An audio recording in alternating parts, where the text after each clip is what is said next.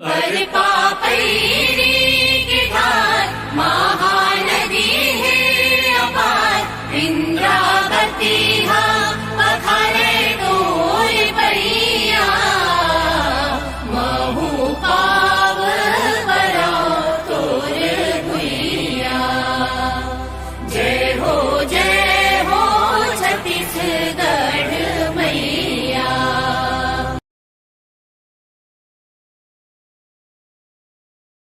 बस्तर की धरती घने जंगलों, कलकल करती नदियों और आदिवासी परंपराओं से भरी हुई। यहीं पर हर साल होता है एक अनोखा उत्सव, बस्तर दशहरा।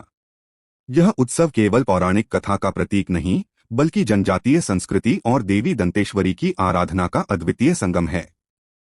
करीब 7 दशकों से भी अधिक समय तक चलने वाला यह पर्व दुनिया का सबसे लंबा उत्सव माना जाता है।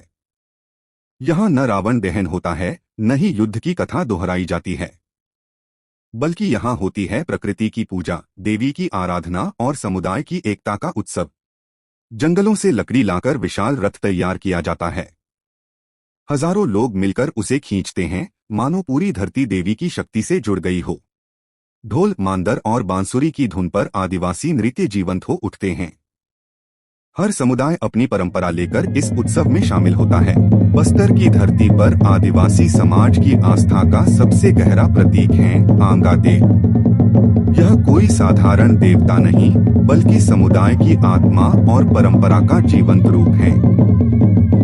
सदियों से बस्तर के हर गांव में आंगा देव की उपस्थिति मानी जाती है। कहा जाता है कि यह मूर्ति नहीं, बल्कि एक लकड़ी का प्रतीक है, जिसमें देवता स्वयं विराजमान होते हैं।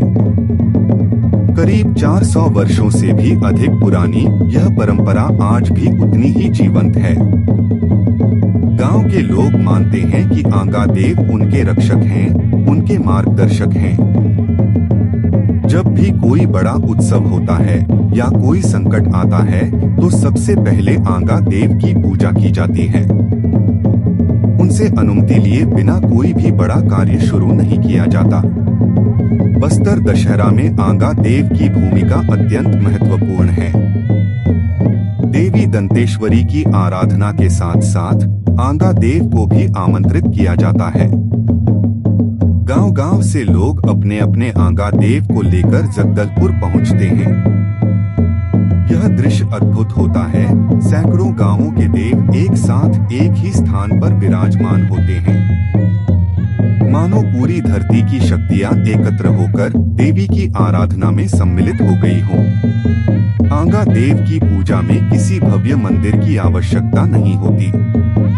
गांव के बीच में खुले आकाश के नीचे लकड़ी के इस प्रतीक को रखा जाता है। ढोल, मांदर और बांसुरी की धुन पर लोग नृत्य करते हैं। भजन और गीत गाए जाते हैं और समुदाय एक साथ मिलकर देवता को प्रसन्न करता है। आस्था यह भी है कि आंगा देव केवल पूजा के समय ही नहीं, बल्कि हर दिन गांव के जीवन में उपस्थित रहते हैं। खेतीबाड़ी से लेकर विवाह और त्योहार तक हर कार्य में उनका आशीर्वाद लिया जाता है। लोग मानते हैं कि यदि आंगा देव नाराज हो जाएं, तो गांव में विपत्ति आ सकती है। इसलिए उनकी सेवा और सम्मान को सबसे बड़ा कर्तव्य माना जाता है। बस्तर के आदिवासी समाज में आंगा देव केवल धार्मिक प्रतीक नहीं, बल्कि सामाजिक एकता का सूत्र भी है। गांव के लोग जब एक साथ पूजा करते हैं, तो उनके बीच भाईचारे की भावना और भी गहरी हो जाती है। यह परंपरा उन्हें जोड़ती है प्रकृति से, देवी से और एक दूसरे से।